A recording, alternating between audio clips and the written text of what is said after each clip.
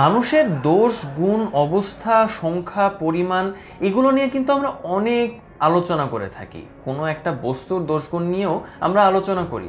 বাজার থেকে হয়তো তুমি কোনো একটা কিছু কিনতে গিয়েছো, সেটির দোষগুণ অবস্থা তো তুমি সবসময় বিবেচনা করবে, তার সংখ্যা বা পরিমাণও তুমি চিন্তা করে থাকবে।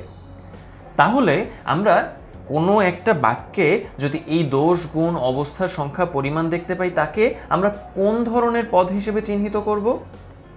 আমরা একটা সংজ্ঞা দেখি। যে পদ বিশেষ্য, সর্বনাম এবং ক্রিয়াপদের দোষ, গুণ, অবস্থা, সংখ্যা, পরিমাণ ইত্যাদি বোঝায়, তাকে আমরা একটা পদ বলি, তাকে বলা হয় বিশেষণ পদ। চলন্ত গাড়ি, এখানে আমরা বুঝতে পারছি যে গাড়িকে তার দোষ একটা বা গুণ বর্ণনা করা হয়েছে, যে সেটি চলন্ত অবস্থায় রয়েছে বা তার অবস্থা এখানে বর্ণনা করা হচ্ছে। একজন ব্যক্তিকে বোঝানো হচ্ছে যে আপনি অনেক দয়ালু, দয়ালু আপনি, এটি বোঝানো হচ্ছে সর্বনামের বিশেষণ হিসেবে। এভাবে যখন সর্বনাম বা বিশেষের আমরা বিশেষণ দেখতে পাই, তাকে আমরা বলি নাম বিশেষণ।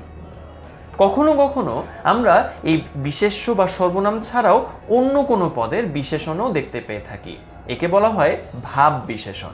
যেমন বায়ু ধীরে ধীরে বয়, এখানে বায়ু বয়ে চলার যেই রূপটা বলা হচ্ছে যে বায়ু বয়ে চলছে ধীরে ধীরে। এভাবে যখন ধীরে ধীরে বায়ু চলছে, তাকে আমরা বলে থাকি বায়ু বয়ে চলার দোষ, গুণ কিংবা একটা অবস্থা।